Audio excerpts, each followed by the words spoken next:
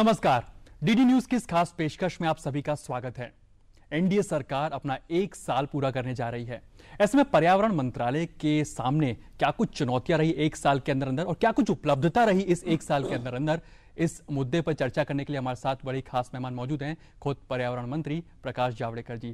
जावड़ेकर साहब, बहुत बहुत स्वागत है आपका डीडी न्यूज में। ये 1 साल काफी जल्दी बीत गया, लेकिन अगर बात की जाए जिस तरह के रिफॉर्मिस्ट मेजर एनवायरमेंट मिनिस्ट्री ने लिए वो काबिले तारीफ रहे। अगर बात करने की कोशिश करें, अगर रिपोर्ट कार्ड खींचने की कोशिश करें 1 साल का, क्या कुछ लगता है कि आपकी सरकार के अचीवमेंट्स रहे या फिर क्या कुछ आपको लगता है कि ऐसे चैलेंजेस रहे जो इस 1 साल के अंदर आपने देखे? नहीं, विरासत में मुझे बहुत ही चुनौतियां मिली थी।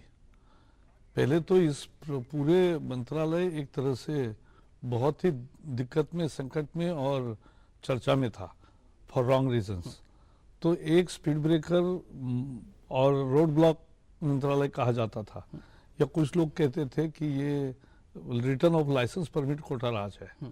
हमने इस दोनों से बाहर निकाल के एक मेरिट के आधार पे, नीतियों के आधार पे फैसले करने का काम शुरू किया, और इसलिए आज जो निगेटिव इमेज थी पॉजिटिव बन गई और निगेटिव माइंडसेट भी सेट इन हुआ था। क्योंकि लगातार 10-12 साल अगर ऐसा चले तो फिर निगेटिव माइंडसेट सारे जगह आता है। हमने बदल दिया। हमने अधिकारियों के 3 चिंतन शिविर किए।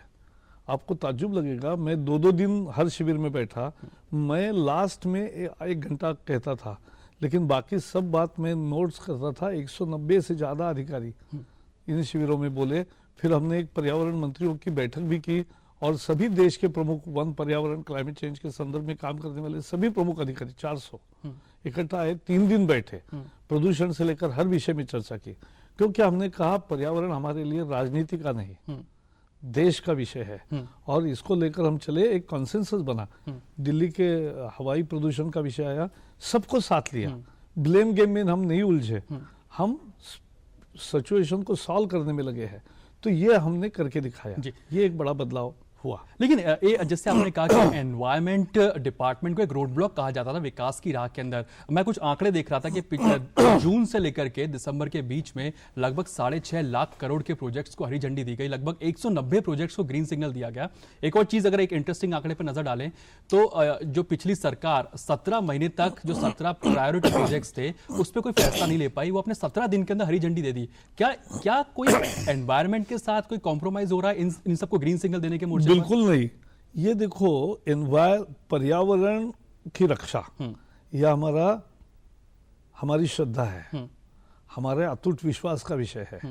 और पर्यावरण की रक्षा और विकास एक दूसरे के खिलाफ नहीं है। इसलिए हमने घोषणा की डेवलपमेंट विदाउट डिस्ट्रक्शन। बिल्कुल। और हमने घोषणा की development and environment protection both together. एक हाथ में विकास का एजेंडा, दूसरे हाथ में पर्यावरण का एजेंडा। तो ये लेकर चल रहे हैं और हमने करके दिखाया। हमने बल्कि पर्यावरण की बहुत सारे मानक और स्ट्रिंजेंट किए, कड़ाई से लागू कर रहे हैं। और वो मैं चर्चा में बताऊंगा क्या क्या कर रहे हैं। लेकिन पर्यावरण के शर्तों के साथ समझौता किए बगैर प्रोसेस को ऑनलाइन किया। ऑफिस में बार बार आना नहीं पड़ता है। अब उसके बाद TOR लेने के लिए 1-1.5 साल लगता था। हमने उसको स्टैंडर्ड किए तैयार, स्टैंडर्ड TORs तैयार किए। वो जानकारी अगर भर के देगा तो मिलेगा। इसलिए एनवायरमेंट इम्पैक्ट असेसमेंट रिपोर्ट वो 1 महीने में होगा। और environment impact assessment report project proponent जब देगा तब उसके बाद 3 महीने में उसके फैसला किया जाएगा। लेकिन मैं कहता हूँ, पहले लोग आते थे मेरे पास और कहते थे साहब कोई भी कंडीशंस डालो लेकिन परमिशन दो। मैंने कहा कोई भी कंडीशन कैसे डाल के चलेगा, जो सही कंडीशन है वही डालेंगे। लेकिन मुझे पता चला कि उनको विश्वास था कि कोई देखेगा नहीं। हम देखेंगे, डंडा चलाएंगे, सोते में भी दंड जागता है ये दिखाएंगे। क्योंकि पर्यावरण की रक्षा किए बगैर हमारी तरक्की नहीं हो सकती। बिल्कुल, यह हमारा अटूट विश्वास है। ये सृष्टि हम मानते हैं पृथ्वी, जल, वायु, अग्नि, आकाश, सब पंचतत्वों से जो हमारी चराचर सृष्टि बनी है। तो इसी पंचतत्वों का संतुलन बनाए रखना और उनकी रक्षा करना, यही हमारा काम है और हम करेंगे। जावड़ेकर साहब, लेकिन जैसे आपने एक ये मुद्दा उठाया कि डेवलपमेंट विदाउट डिस्ट्रक्शन ये सरकार की प्रायोरिटी है। जो व्यूअर्स इस समय पे हमें देख रहे हैं, अब अगर वो समझना चाहे कि जावड़ेकर साहब जब कोई फैसला करते हैं एनवायरमेंट क्लियरेंसेस को लेकर के, क्या कुछ अपने जहन में रखते हैं? क्या ऐसा करते हैं कि इतनी जल्दी क्लियरेंसेस हो रहे हैं, क्या उनके जहन में रहता है कि इस प्रोजेक्ट को एनवायरमेंट क्लियरेंस तुरंत मिल जाना चाहिए, नहीं मिलना चाहिए? हमने एक एक सेक्टर के पॉलिसी डिसीजन ले रहे हैं। जैसे डिस्टिलरी है, डिस्टिलरी से बहुत प्रदूषण स्पेंट वॉश से होता था, डिस्टिलरी का बहुत बड़ा प्रदूषण स्लरी से भी होता था। हमने दोनों के मानक तय किए, हमने जीरो लिक्विड डिस्चार्ज लगाया। अब कोई भी पानी की बूंद भी दूषित पानी अंदर नहीं जाएगा, और उसमें 20 करोड़ खर्च होते हैं, लेकिन अब डिस्टिलरीज भी समझने लगे कि खर्चा होता है वो 4-5 साल में सारा वापस आता है, तो ये तो फायदे का सौदा हो गया, प्रदूषण भी बचा, उनका फायदा भी हुआ। तो ऐसे पर्यावरण की रक्षा, यानी ये हमने नए मानक किए। अब सैंड माइनिंग है, बालू का उत्खनन, ये देश भर में एक संकट है, जरूरत है, लेकिन कहीं भी अंधाधुंध बालू का उत्खनन होता है तो नदियां लुप्त होती है, नदियां खत्म होती है।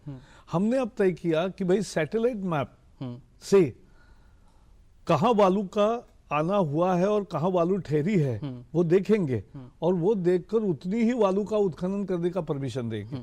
और हर राज्य सरकार को वो सैटेलाइट मैप के आधार पे एक पारदर्शी प्रक्रिया का स्वीकार करना पड़ेगा। उसकी एक दिन भर पूरी चर्चा हुई। हम अभी स्टोन क्रशिंग और क्रशिंग इंडस्ट्री है, वो भी जरूरत है देश की, लेकिन उसके मानक कैसे हो वो तैयार कर रहे हैं। अब इतने सारे घरों का निर्माण हो रहा है, कारखाने बन रहे हैं, तो उसमें कंस्ट्रक्शन वेस्ट आता है। आप देखेंगे दिल्ली में मेट्रो का इतना खनन रोज होता है, लेकिन उनका कोई प्रदूषण नहीं होता, क्योंकि उनके प्रैक्टिसेस अच्छे हैं। उसी को आधार बना के हमने कंस्ट्रक्शन के वेस्ट के रूल्स तैयार किए। अब वो पब्लिक कंसल्टेशन के लिए रखेंगे आने वाले दिनों में, और 2 महीने में उसको जब लागू करेंगे तो आपको पूरा सीन बदला हुआ दिखेगा। हम स्टबल बर्निंग को भी, तो सारे इश्यूज एड्रेस कर रहे हैं, यही पर्यावरण की रक्षा है। अब हमने 17 critically polluting sectors of industries तय किए, और उनमें 3206 इंडस्ट्रीज है। उनको हमने 24 घंटे कंटिन्यूअस मॉनिटरिंग करने वाले संयंत्र बिठाने को कहा है। उनके पोल्यूशन वाटर जहां डिस्चार्ज निकलता है वहां, और चिमनी पे, तो हवा में क्या प्रदूषण जा रहा है, पानी में क्या बह रहा है, वो हम देखेंगे, 24 घंटे निगरानी करेंगे। उसका एक स्टेट पोल्यूशन कंट्रोल बोर्ड में, एक सेंट्रल पोल्यूशन कंट्रोल बोर्ड में स्क्रीन पर दिखेगा। 5 मिनट अगर प्रदूषण बढ़ा तो एसएमएस जाएगा, 15 मिनट बढ़ते रहा तो लीगल कार्रवाई शुरू होगी। अच्छा जावड़ेकर साहब, आप बीजेपी के एक एक्सपीरियंस नेता भी हैं, स्पोक्स पर्सन भी रह चुके हैं। अब कहीं ना कहीं एक ये छवि बनकर के आ रही है बीजेपी सरकार की, जो विपक्ष लगातार आरोप भी लगाता रहा है कि 1 साल के अंदर कई सारे वादे किए गए, लेकिन जब इंप्लीमेंटेशन की बात आई है तो इंप्लीमेंटेशन के मोर्चे पर नीचे कुछ भी नहीं रहा था। क्या इस बात से आप इत्तेफाक रखते हैं? नहीं, बिल्कुल इसलिए नहीं रखते क्योंकि हर मंत्री के पास आप जब इंटरव्यू करोगे तो उसके बाद बताने के लिए 100 एटलीस्ट हर मंत्रालय ने 100 नए प्रथाएं शुरू की है, अच्छे कदम उठाए हैं, निर्णय लिए हैं। मैंने अभी 2 दिन में सभी मंत्रियों से बात करके मैंने हर एक के 3 प्रमुख अचीवमेंट्स क्या है, कितने अद्भुत अचीवमेंट्स हैं। यानी इस सरकार ने 1 साल में जितना देश में बदलाव लाया और अच्छे जनता के हित में निर्णय लिए, उतने कभी नहीं लिए। हाँ, एक शायद हो गया होगा कि रोज जो बोलते रहना चाहिए, कम्युनिकेट करता रहना चाहिए, उसमें कहीं थोड़ी और सुधार करने की जरूरत है, वो हम करेंगे। नहीं, जैसे कि आप आईएनबी मिनिस्टर का पोर्टफोलियो भी संभाल चुके हैं, प्रधानमंत्री नरेंद्र मोदी खुद ट्विटर पे है, फेसबुक पर है, लगातार संपर्क में रहते हैं, तो वो कहाँ चूक हो गई कि जो जनता और सरकार के बीच में जो शायद थोड़ा बहुत जो गैप देखने को मिला है, जो आरोप लगाए जा रहे हैं? यह आरोप है, ये गैप नहीं है। हाँ। आज भी कोई भी सर्वे होता है मूड ऑफ द नेशन, तो उसमें लोग मोदी जी के नेतृत्व में विश्वास रखते हैं, वो बीजेपी सरकार को पसंद करते हैं और उसके लिए वो समय देना चाहते हैं। लेकिन अब विपक्षी है तो उनको तो हमला करना जरूरी है, नहीं तो वो क्या करेंगे। लेकिन हर क्रिटिसिज्म को भी हम पॉजिटिवली लेते हैं कि उसमें अगर कहीं कुछ मुद्दा है तो, इसलिए देखो भूमि अधिग्रहण के कानून में भी मोदी जी ने कहा कि भाई कोई सुधार है तो जरूर बताइए। 9 सुधार हमने किए ना। अच्छा, जैसे WTO के मोर्चे पर भी सरकार बिल्कुल अडिग रही कि किसानों के हितों के साथ भी कोई समझौता नहीं किया जाएगा। बावजूद इसके आज क्या कारण है कि ये छवि बनती जा रही है कि ये सरकार किसान, ये सभी किसानों में नहीं है। देखो, किसानों की 3 लड़ाइयां हमने लड़ी।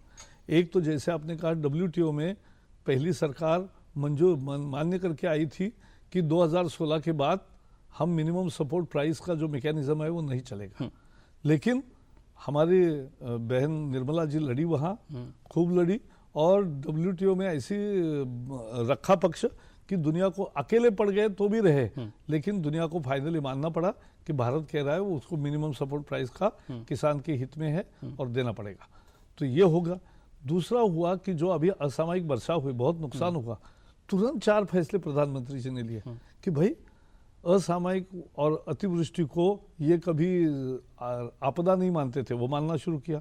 जो मुआवजा था वो 1.5 गुना किया। जो 50% की कंडीशन की 50% नुकसान हुआ तो ही मिलेगा, अब हमने 33% नुकसान हुआ तो भी मिलेगा। तो इतने बदलाव उसमें किए। जो अनाज भी खराब हुआ था वो भी पूरे प्राइस पर लिया, उसमें प्राइस कट नहीं किया। तो ये अद्भुत निर्णय हुए हैं। अब किसान के लिए और भी निर्णय होंगे, मुझे उम्मीद है।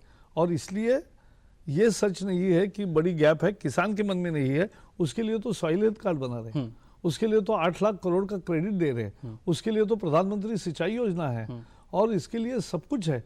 देखो, ये सरकार गांव, गरीब, किसान, मजदूर, जवान और नौजवानों की है, और ये ऐसी रहेगी।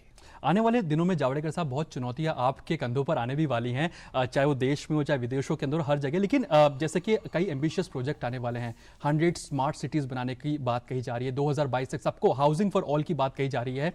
क्या लगता है कि ऐसे में क्लियरेंसेस की जब बात आएगी तो आपके कंधों पर एक ऐसा बोझ होगा कि किस तरह से क्लियरेंसेस दिया जाए कि डेवलपमेंट के रास्ते में, जो आपने बात की कि डेवलपमेंट विदाउट डिस्ट्रक्शन, वो ना हो और विकास की राह पर भी आगे बढ़ सके और पर्यावरण के साथ समझौता ना हो? बिल्कुल पर्यावरण के साथ समझौता नहीं होगा। जैसे मैंने कहा, हमारे यहाँ देखो एक सीमेंट इंडस्ट्री है, वो दुनिया का सबसे 2 नंबर का उत्पादन हमारे यहाँ होता है, और इतना बड़ा उत्पादन होता है, वहाँ बहुत प्रदूषण होता था।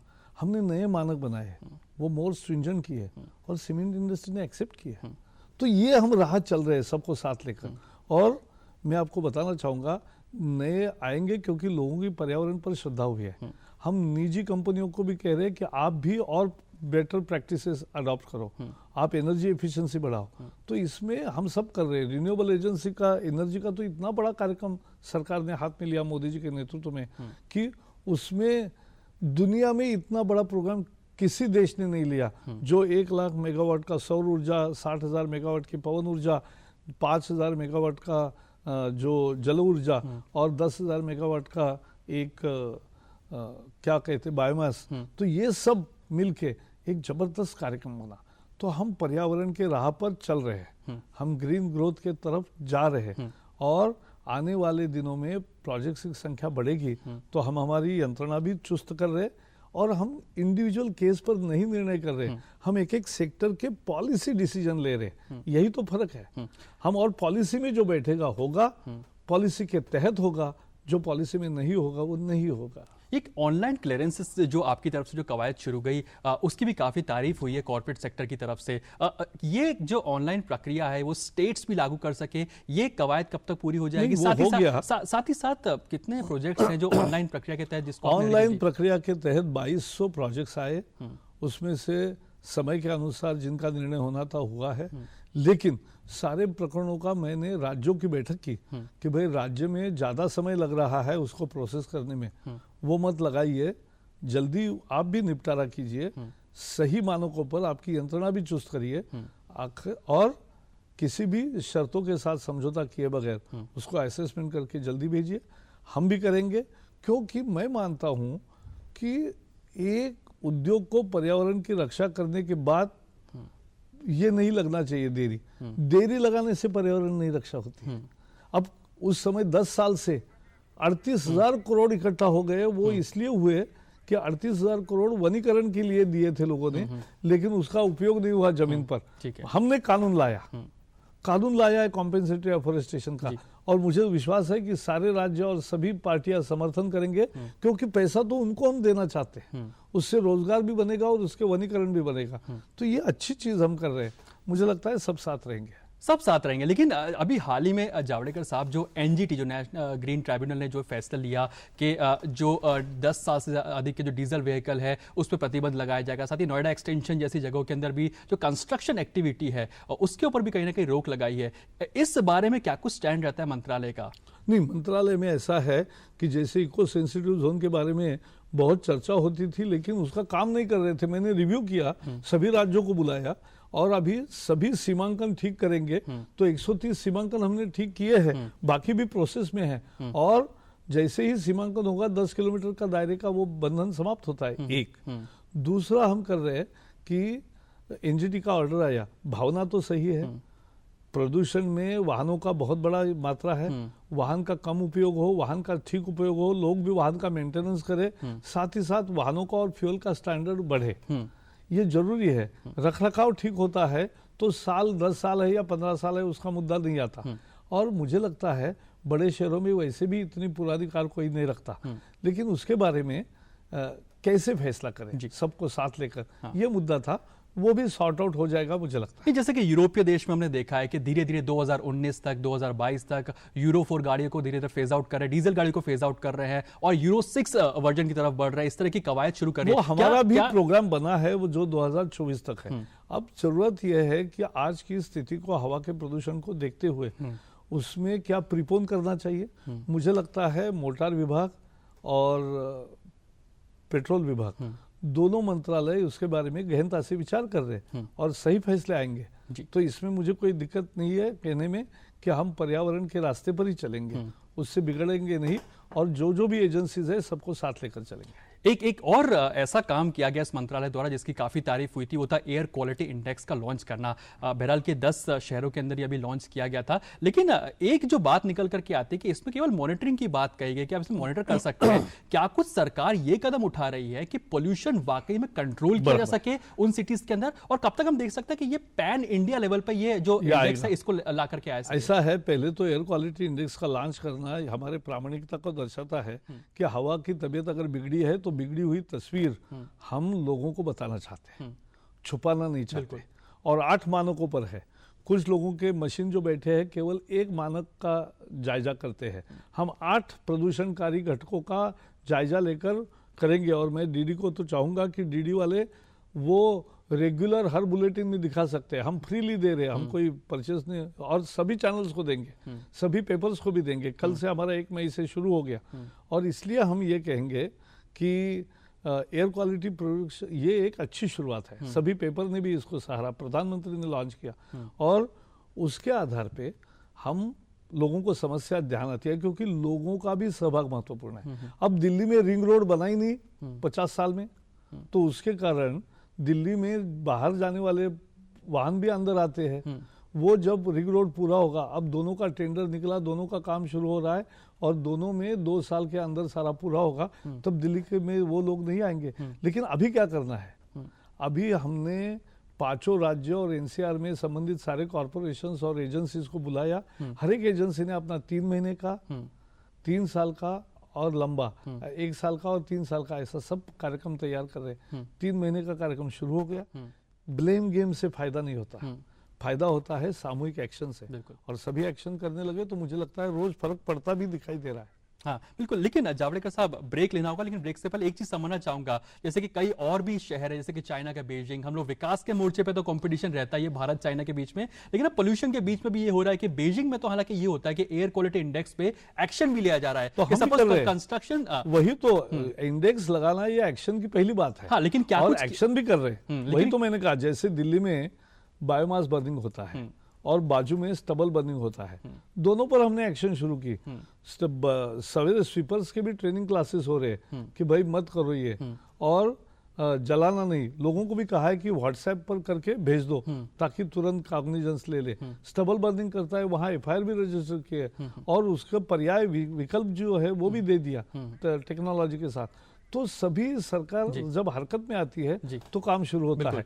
डस्ट मैनेजमेंट का, जैसे मैंने कहा, कंस्ट्रक्शन वेस्ट रूल बनेंगे और डस्ट मैनेजमेंट कॉर्पोरेशन ने भी अपना शुरू किया है। तो सब मिलकर प्रयास करेंगे और ये प्रदूषण को, स्थिति को सुधरेंगे। स्थिति सुधारनी होगी। और इसी मुद्दे पर एक छोटा सा ब्रेक लेते हैं, लेकिन ब्रेक के बाद जब लौटेंगे तो ये जानने की कोशिश करेंगे किस तरह से जो भारत पे एक प्रेशर बन रहा है कार्बन एमिशन को कम करने का, उसके लिए क्या कुछ रणनीति है पर्यावरण मंत्रालय की। आप बने रहिए डीडी न्यूज पर। सुर्खियों की भीड़ में अहम खबरें, असल मुद्दे जो डालते हैं आपकी जिंदगी पर असर, दिन भर की हर बड़ी खबर का बेबाक विश्लेषण, सच, सटीक, संपूर्ण। न्यूज नाइट, सोमवार से शुक्रवार रात 8 से 10 बजे, सिर्फ डीडी न्यूज पर।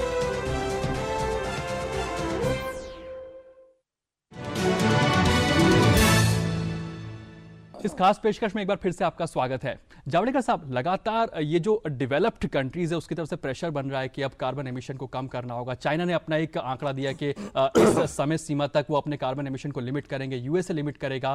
पेरिस में जो ये एक सम्मेलन होने वाला है इस साल के अंत तक, उससे पहले भारत की क्या कुछ रणनीति होगी? भारत की रणनीति है कि हम पर्यावरण की रक्षा करके एक संतुलन बना के एक सस्टेनेबल डेवलपमेंट का काम करेंगे। और जैसा मैंने पहले उल्लेख किया कि प्रधानमंत्री नरेंद्र मोदी ये कमिटेड है, उन्होंने एक किताब लिखा है कन्वीनियंट एक्शन।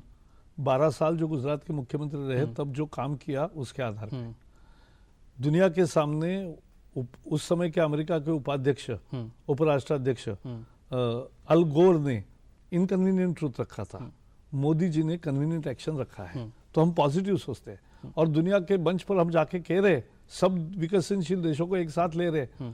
और हमारी जो एक्शन है, मैंने जैसे कहा, रिन्यूएबल टारगेट जो 1,75,000 मेगावाट का रखा है 7 साल में, इससे 350 दशलक्ष यानी 35 करोड़ टन हर साल कार्बन डाइऑक्साइड का एमिशन कम होगा भारत से। भारत अब जैसे ये भी बदल रहा है, एलईडी लाइट लगा रहा है सारे स्ट्रीट लाइट पे, कितने एक्शंस लिए जा रहे हैं। इलेक्ट्रिक ई रिक्शाज आ रही है, इलेक्ट्रिकल वाहनों को 14,000 करोड़ का सब्सिडी दी जा रही है। ये सारे लोगों, इससे प्रदूषण में एनर्जी एफिशिएंसी बढ़ेगी, emission it will reduce emission intensity. तो हम हमारे जो 20-25% का टारगेट हमने रखा है उस पर हम सही चल रहे हैं। और हम हमारे INDCs देंगे, मुझे पूरा विश्वास है कि दुनिया देखती रह जाएगी। हम बहुत अच्छा इंडेक्स देंगे और हम जरूर जो विकसनशील देश है उनको मिटिगेशन के लिए, एडेप्टेशन के लिए, कैपेसिटी बिल्डिंग के लिए वो हो ये कि नहीं। लेकिन जैसे कि सवाल ये उठता है कि डेवलप्ड वर्ल्ड लगातार ये प्रेशर बना रहा है कि कार्बन एमिशन कम होना चाहिए, क्या आपकी बेसिकली क्या कुछ उम्मीद है? फाइनेंशियल कमिटमेंट, हमारी एनर्जी एफिशिएंसी बढ़ेगी, हमारी एमिशन इंटेंसिटी कम होगी, लेकिन हमारा उत्सर्जन बढ़ेगा क्योंकि हम ग्रो हो रहे हैं। भाई साहब, आज आपको पता है चाइना और अमेरिका का आपने उल्लेख किया, चाइना और अमेरिका का जो एग्रीमेंट या जॉइंट स्टेटमेंट आया, उसमें क्या हुआ, चाइना और अमेरिका दोनों मिलके 2030 में 12 से 14 टन प्रति व्यक्ति कार्बन उत्सर्जन करेंगे। हम आज केवल 2 टन है। 2030 में हमारे ज्यादा से ज्यादा 4-5 हो सकते हैं। तो हमारा कार्बन उत्सर्जन नहीं बढ़ रहा है और हमारा कभी भी 14 नहीं होगा। तो वो जो उन्होंने तय किया है वहां तक तो हम पहुंचेंगे नहीं। लेकिन मेरे जनता को भी, गरीब जनता को ऊर्जा का अधिकार है, उनको भी तो हमें कार्बन स्पेस चाहिए। जिन्होंने औद्योगिक क्रांति के बाद जो कार्बन छोड़ा है और वही आज ग्लोबल वार्मिंग के लिए कारण है, बिल्कुल, तो उनको हम कह रहे हैं कि जनता आती है कि सिंहासन खाली करो, वैसे हम कह रहे हैं कि India has arrived, vacate the carbon space. ये विकसित देशों को हम कहते हैं। बिल्कुल। और प्रधानमंत्री नरेंद्र मोदी ने एक और बात कही है कि भारत को कहीं ना कहीं जलवायु परिवर्तन के मोर्चे पे पूरे दुनिया को अब राह दिखानी चाहिए। मेरा सवाल ये कि क्या आप तैयार, क्योंकि ये पोर्टफोलियो आपका, क्या आप तैयार है और क्या कुछ किस तरह से आप राह दिखाएंगे? हम राह दिखाएंगे क्योंकि भारत की जीवन शैली पहले से ही सस्टेनेबल लिविंग की आदर्श है। हमारी सारी पद्धति रिसाइकल, रीयूज और कम उपभोग, अपरिग्रह, ये सब हमारे में है। अब लाइफस्टाइल जो बदली है वहां भी आज हमारा ऊर्जा की खपत अगर 1 है तो विकसित देशों की ऊर्जा की खपत 10 से 20 है। बिल्कुल। तो ये इतना अंतर है।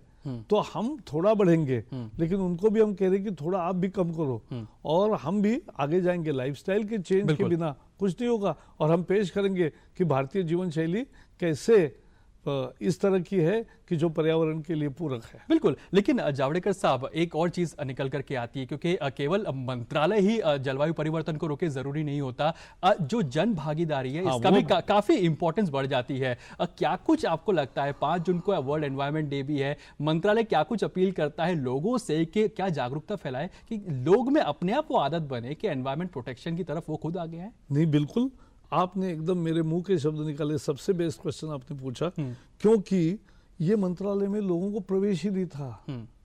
हम तो सारे लोगों को लेके आ रहे हैं। जन भागीदारी के बिना पर्यावरण की रक्षा असंभव है।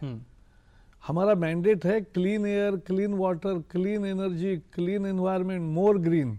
और इन 5 चीजों में लोगों की भागीदारी बिना नहीं होगा। और इसलिए लोगों की भागीदारी हम सुनिश्चित करेंगे, एक जन आंदोलन तैयार करेंगे और उसको लेकर जाएंगे साथ में। आखिरी सवाल मुझे पूछना ही है, यहाँ पे समय बहुत ही कम है। मीडिया का क्या कुछ रोल होगा इस समूचे इस अभियान के अंदर, जो एनवायरनमेंट कंट्रोल की जो बात? बिल्कुल, देखो मुझे लगता है मीडिया का बहुत बड़ा रोल है, क्योंकि पर्यावरण में कोई कांग्रेस, बीजेपी, सपा बसपा नहीं होता है, डीएमके एडीएमके नहीं होता है।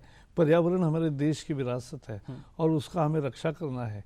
हिमालय हमारा है, 7,500 किलोमीटर का हमारा समुद्र का किनारा है, हमारे इतनी बायोडाइवर्सिटी है, दुनिया का कम केवल हिस्सा है जमीन का टुकड़ा, लोग बहुत है, प्राणी बहुत है, सबकी रक्षा भी करना है, संतुलन बनाना है। तो लोगों की सहभागिता, more awareness, more action is needed. और इसमें मीडिया अगर प्रचार करे, एक मीडिया कोई हवा को देखे, बिल्कुल, एक मीडिया कोई पानी को देखे, एक कोई ऊर्जा को देखे, ऐसे विभिन्न मोर्चे जो है हमारे पर्यावरण के, इसके लिए जागृति करे तो जनता बिल्कुल तैयार है और वही होना चाहिए। चलिए, उम्मीद करते यही हो और भारत जाहिर तौर पर ये गाइड करे पूरे वर्ल्ड को कि जलवायु परिवर्तन के मोर्चे पर किस तरह से आगे बढ़ाया जा सके। बहरहाल आप इस कार्यक्रम में हैं, आपका बहुत बहुत शुक्रिया जावड़ेकर साहब। तो ये थी हमारी खास पेशकश। बहरहाल मुझे दीजिए इजाजत, नमस्कार।